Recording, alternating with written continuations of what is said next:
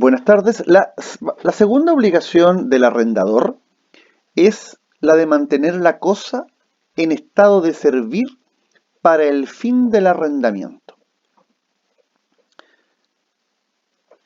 Al estudiar la obligación de entrega, nosotros decíamos, mire, no basta solo con la entrega, sino que es necesario una entrega de la cosa en términos de que ésta pueda servir para el objeto o finalidad que persigue el arrendatario. Por lo tanto, en el fondo, esta obligación de mantener la cosa en buen estado es una obligación que tiene el arrendador no solo en el instante en que suscribe el contrato, sino que esta es una obligación que se va a mantener en el tiempo. Entonces, como decíamos, debe el arrendador entregar la cosa en estado de servir. O sea, al momento de la entrega, la cosa debe estar en estado de servir.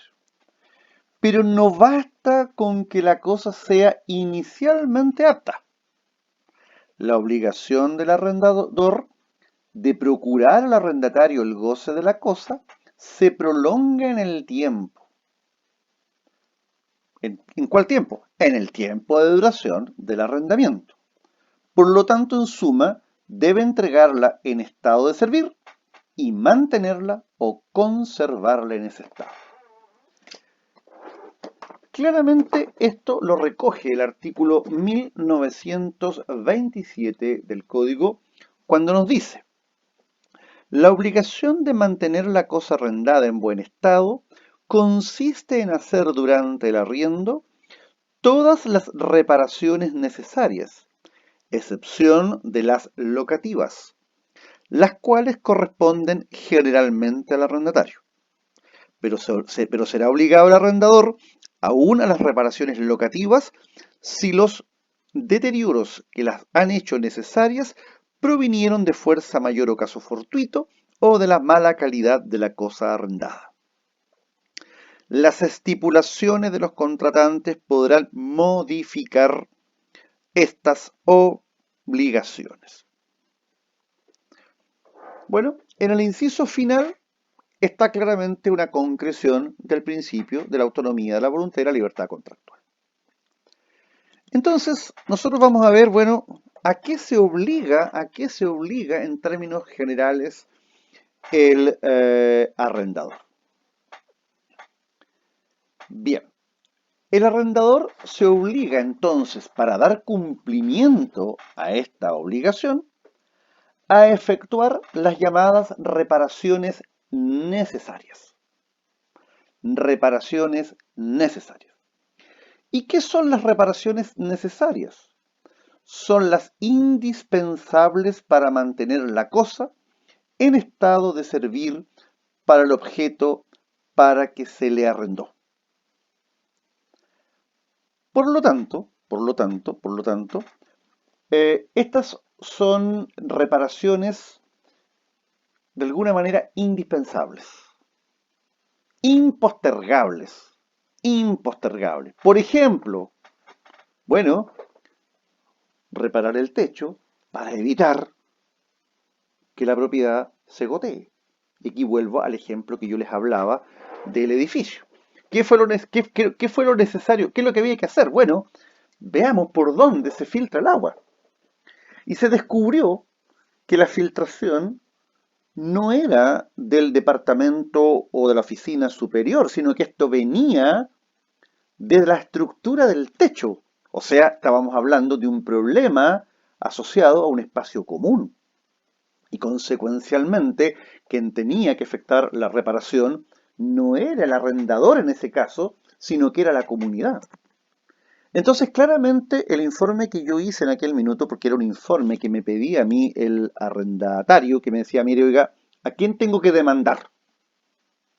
Entonces, el arrendatario estaba enfurecido, a lo menos, con el señor del departamento de arriba, porque decía, mire, este señor, o sea, él es el que tiene el problema. No, claramente el problema estaba en el techo y estaba en el sistema de ventanales del edificio. Por lo tanto, era un problema claramente de espacios comunes y consecuencialmente a quien había que emplazar era la comunidad. ¿Y qué fue lo que ocurrió en términos generales?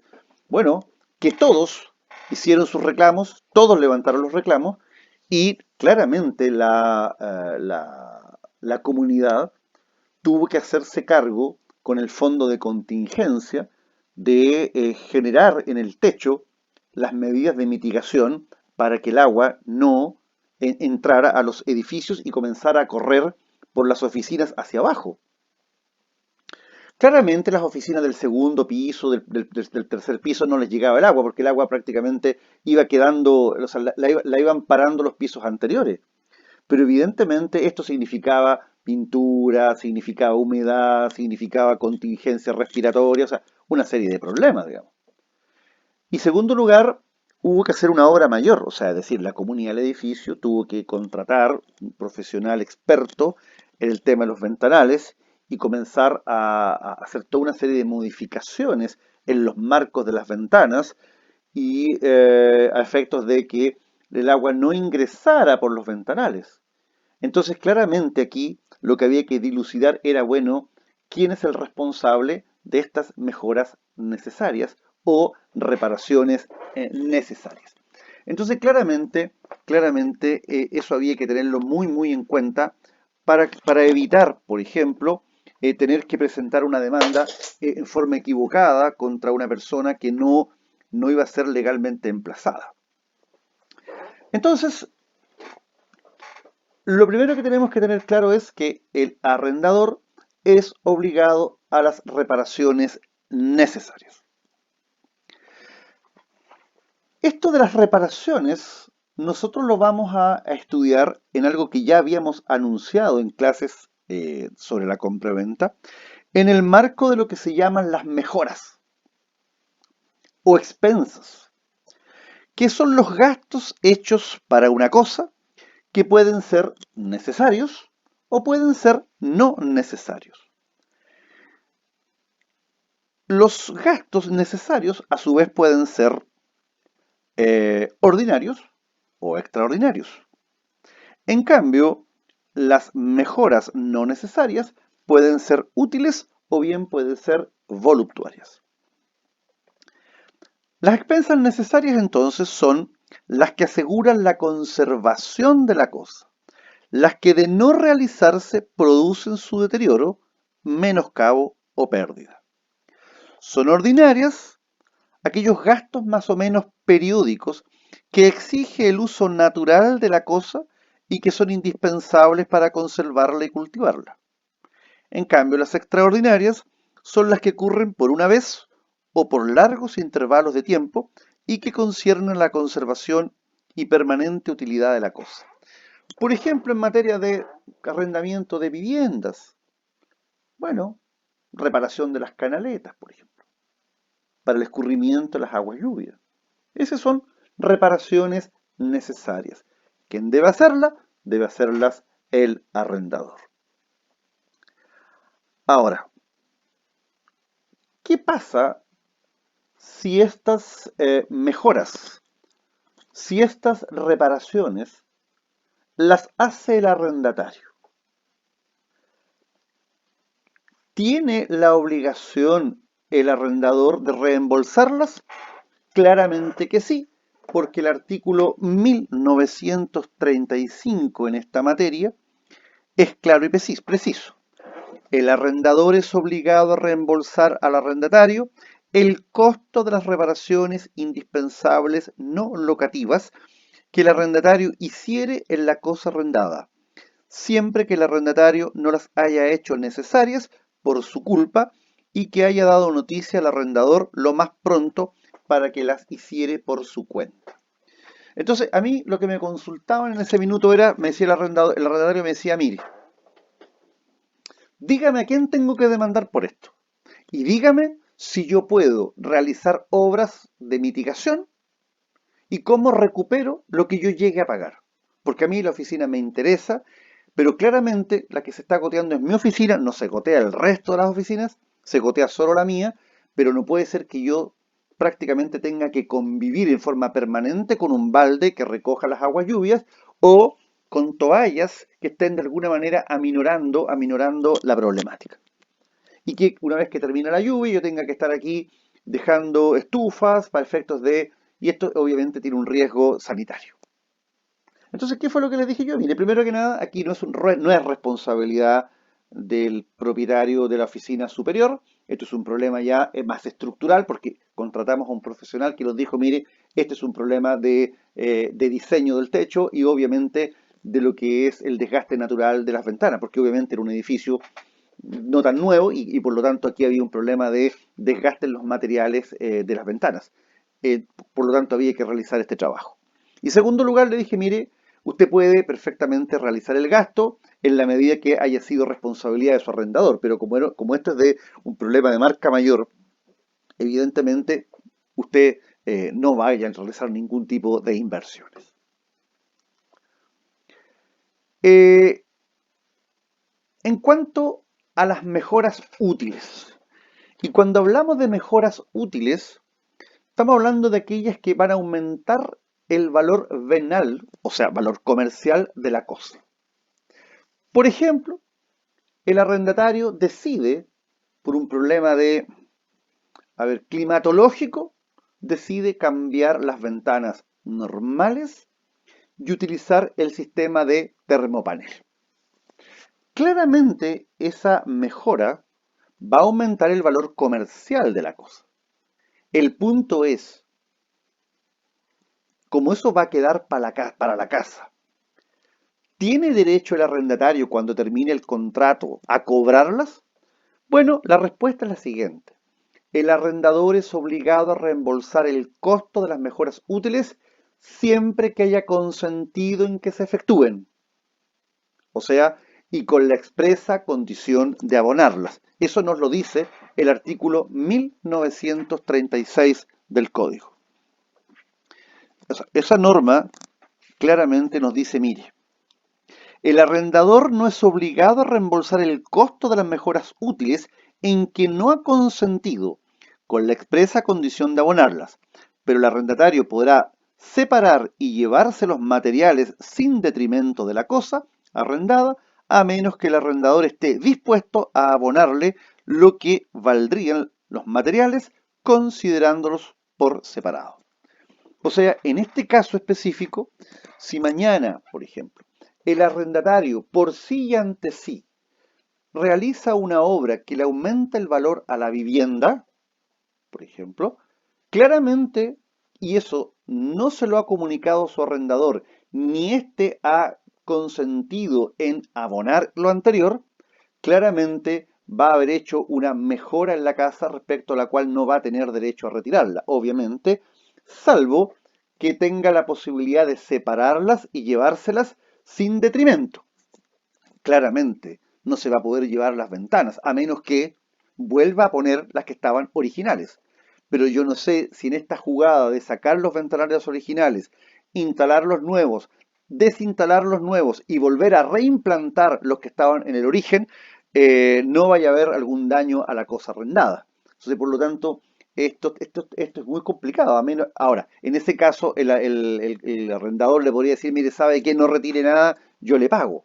Pero claramente, en materia de arrendamiento, el arrendatario está facultado para realizar mejoras necesarias, indispensables, pero no para aumentarle el valor a la vivienda, porque en ese caso corre el riesgo de de tener que llevarse al final sus materiales, digamos. Ahora, ¿qué pasa con otro tipo de mejoras que se pueden hacer, que son las llamadas mejoras locativas? Esto no tienen, a ver, esto de locativas, ¿qué significa? Esto significa claramente que la mejora locativa es aquella que, según la costumbre del país, son de cargo de los arrendatarios y en general de aquellas especies de deterioro que ordinariamente se producen por culpa del arrendatario, sus dependientes o sus hijos. ¿A quién no le habrá pasado, cierto, que se es arrendatario y que, por ejemplo, los hijos deciden ocupar la vivienda como un estadio, ¿cierto? Como una cancha de fútbol? y jugando al fútbol dentro de la casa, no sé, quiebran un vidrio. Claramente, la costumbre dice, mire, esas reparaciones son de cargo del arrendatario y él es quien tiene que, en definitiva, asumirlas. O sea, en definitiva, estamos hablando aquí de aquellas reparaciones que provienen de la culpa del hecho o culpa del arrendatario, sus dependientes o sus hijos. O por ejemplo, imaginemos una situación. Imagínense, por ejemplo, un derrame de algún líquido que termine manchando mañana, por ejemplo, el piso flotante. O por ejemplo, la destrucción ya sea de un ventanal por hecho culpa suya. O cualquiera de estos tipos de aquellos daños que normalmente pueden ocurrir en una casa. Por ejemplo, no sé, el tomador de la escalera, ¿cierto? Se quebró, etcétera, etcétera. Ahora, miren lo interesante aquí, en este contrato de arrendamiento y en estas materias que estamos conversando, miren cuál es la fuente del derecho, la costumbre. O sea, la costumbre del país dice, mire, si usted es arrendatario y usted quiebra un vidrio de la casa arrendada, oiga, sabe, cambia el vidrio, asuma el costo y usted no vaya a molestar a su arrendador. Y finalmente están las llamadas mejoras voluptuarias, que son aquellas que se hacen por razones de lujo. El arrendatario no tiene derecho a que se le reembolse. Sin embargo, las partes lo pueden convenir. Imaginémonos entonces que tenemos un arrendatario que es de gustos caros. Un arrendatario, ¿cierto? Que es de alguna manera, bueno, no hagamos calificativos, pero un arrendatario que de alguna manera quiere mejorar las condiciones de la vivienda, de la oficina o local comercial en que está. Y por ejemplo, realiza obras, mejoras o expensas lujosas, por ejemplo. Imaginémonos, por ejemplo, remodela un dormitorio, ¿cierto?, de la parte exterior de la casa e instala, por ejemplo, un sauna con jacuzzi. Eso es lujo, evidentemente. Evidentemente es un lujo. Por ejemplo, si la propiedad tiene sitio, bueno, construye una multicancha, construye una piscina, por ejemplo. Claramente, esas mejoras son solo de cargo suyo. O sea, por lo tanto, el día que deje esa propiedad, esas cosas van a quedar ahí, evidentemente. Pero yo no puedo razonar y decirle, mire, señor arrendador, devuélvamelas. Porque esto fue por sí y ante sí para mejorar la contextualización de la vida que esa persona llevaba ahí.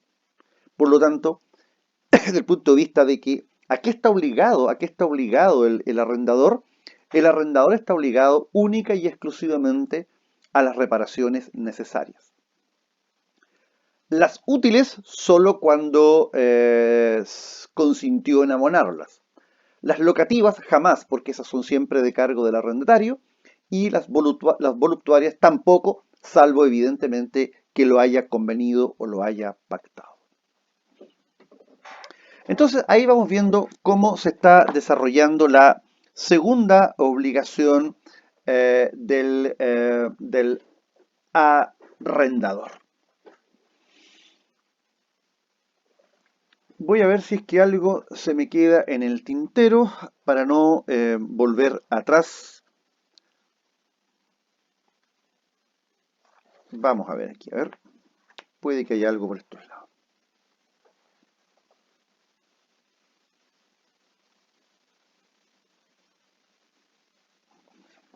No, estoy viendo que estamos relativamente bien.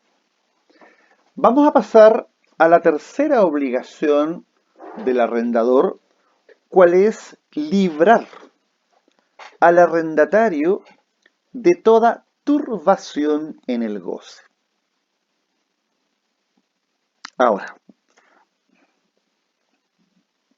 el artículo 1929 sienta las bases de esta obligación. La norma dice, veamos lo siguiente, 1928-1929. El arrendador, en virtud de la obligación de librar al arrendatario de toda turbación o embarazo, no podrá, sin el consentimiento del arrendatario, mudar la forma de la cosa arrendada, ni hacer en ella obras o trabajos algunos que puedan turbarle o embarazarle el goce de ella. Con todo, si se trata de reparaciones que no pueden, sin grave inconveniente, deferirse, será el arrendatario obligado a sufrirlas, aun cuando le priven del goce, tanto del goce, tanto el precio y renta, digamos, y tiene derecho a que se le rebaje proporcionalmente el precio de la cosa. Eh, por lo tanto, el arrendador tiene que abstenerse, en primer lugar, de ser el agente perturbador de su arrendatario. Y además, tiene que hacer frente a las turbaciones que pudiesen provenir de terceros, pero solo a las turbaciones de derecho. Voy a explicar esto. Primero, el arrendador debe abstenerse de turbar al arrendatario en el goce de la cosa arrendada. Y si así lo hiciere, queda expuesto a una demanda indemnizatoria de los perjuicios. Tuve un caso una vez, algunos años atrás, bien interesante y gracioso también. Se trataba de un arrendador que durante la semana tenía una actividad ocupacional, dijéramos, típica, normal, oficina, etcétera, etcétera. Pero los fines de semana se transformaba en un maestro y arrendó una casa grande, la arrendó, pero los fines de semana él, cuando se transformaba de maestro, llegaba los días sábados, esto lo hizo un par de veces hasta que terminó esta historia, llegaba a las 8 de la mañana a la propiedad arrendada. Tocaba la puerta, tocaba el timbre y le decía al arrendatario, mire, vengo en este caso a arreglarle algunas cositas a la casa. Bueno, inicialmente lo dejaron entrar, pero a las 9, 9:30 de la mañana era un concierto de ruidos, galleteras y un conjunto de otros artilugios, ¿cierto?, propios de maestro, que metían todo el ruido posible. Martillos, clavos, etcétera, etcétera. Despertaban los hijos, ¿cierto?, del arrendatario, despertaba la mujer, nadie podía dormir, no había forma de concentrarse, y este hombre con la puerta abierta que entraba y salía, entraba cosas y sacaba cosas del automóvil, porque él se convertía en maestro. Entonces le preguntaron, bueno, ¿y estos trabajos cuánto van a durar? No, esto va a ser muy poquito, no, yo no creo que más allá de dos fines de semana. El día domingo la misma historia, 8 de la mañana, tocan el timbre y este hombre ingresaba hasta las 12 del día a realizar trabajos en la casa. Y esto pretendió hacerlo en época posterior. Bueno, tan simple la cosa, tan simple que fue, si fuera de los casos previstos en el artículo precedente, el arrendatario es turbado en su goce por el arrendador o por cualquier persona a quien ésta pueda vedarlo, tendrá derecho a la indemnización de perjuicio. Muy simple. Vamos a mantener el contrato, pero vamos a demandar de indemnización de perjuicio. Ahora, ¿qué fue lo que se hizo? Se redactó la demanda y se le hizo llegar la demanda al arrendador. Y se le dijo, mire, próxima vez que usted vaya a realizar estas actividades de maestro los días sábados y los días domingos a las 8 de la mañana, y usted me va a entrar materiales de construcción, o sea, cemento, ripio, arena, cerámicos, usted quería construir el techo del estacionamiento y me va a entrar, no, ¿sabe qué? Eso se termina. O sea, porque usted me está turbando en el goce de la cosa. Porque yo necesito descansar el fin de semana, decía el arrendatario. Le hicimos llegar la demanda y la persona, bueno, razonablemente lo tomó bien porque agradeció que de alguna forma se le haya informado lo que estaba pasando ¿Y qué fue lo que se hizo? Bueno, mire, sabe, mándenos maestros, pero mándenos en la semana y establezcamos una hora. Una hora, por ejemplo, en que la casa esté disponible para los maestros. ¿Y qué es lo que se hacía? De 9 a 13:30 todos los días. Y entonces, claro, el trabajo se demoró un poco más, fueron 4 semanas, pero ¿cuál fue la ventaja? En esa semana, o sea, es decir, la casa estaba desocupada, la gente en sus trabajos, la gente en sus colegios, estudiando, etcétera, etcétera, y cuando llegaron a la 1:30, 2, 3 de la tarde, ya no había maestros dando vueltas. Porque además ustedes deben entender, ¿cierto?, que cuando hay maestros, hay una música bastante especial, música de maestros, ¿cierto? No es el reggaetón, sino que es esta otra música, ¿cómo se llama? El sound, digamos, la música tipo cumbia, una cosa bien, bien especial. O sea, imagínense ustedes a las 8 de la mañana que te empiecen a tocar esta música, por ejemplo, de estos cantantes, digamos, como el Ráfaga y otra cosa más, o alguna cumbia media. No, es imposible. Por lo tanto, ¿qué fue lo que se hizo? Ojo, demanda de indemnización de prejuicio. Se acabó la fiesta. Ahora, ¿qué pasa con la turbación de terceros? Aquí tenemos que distinguir la turbación de hecho y la turbación de derecho. En cuanto a las turbaciones de hecho, o sea, que son aquellas que provienen de las vías de hecho de terceros que no pretenden derechos sobre la cosa arrendada, ahí el arrendador tiene que hacer frente a ellas de modo propio. Evidentemente, ahí no puede recurrir al arrendador, o sea, ahí tiene que hacer frente claramente por sí solo. ¿Qué dice el 1930? Si el arrendatario es turbado en su goce por vías de hecho de terceros que no pretenden derecho a la cosa arrendada, el arrendatario a su propio nombre perseguirá la reparación del daño. O sea, imagínense ustedes, por ejemplo, si mañana hay una protesta que pasa por fuera de su casa, claramente, y hay daños en la cosa arrendada como consecuencia de la protesta, imagínense, le quebraron, digamos, con un piedrazo un vidrio, por ejemplo, le quemaron con una bomba Molotov, o simplemente, por ejemplo, le hicieron daño con pinturas, etcétera, etcétera. No, ese tipo de problemas tiene que asumirlos el arrendatario por sí solo. En cambio, cuando estamos frente a una turbación de derecho, es decir, cuando un tercero reclama dominio o posesión sobre la cosa arrendada, claramente en ese caso el arrendador tiene que hacerse responsable de alguna forma, repeler estos actos de carácter jurídico. Eh, con esto entonces creo yo que nos vamos a volver sobre esto más adelante, pero vamos a dejar la clase hasta acá porque ya estamos por llegar a los 30 minutos y por lo tanto no sería bueno dejar algo digamos, una idea nueva inconclusa. Así es que nos vemos en una próxima oportunidad. Muchas gracias.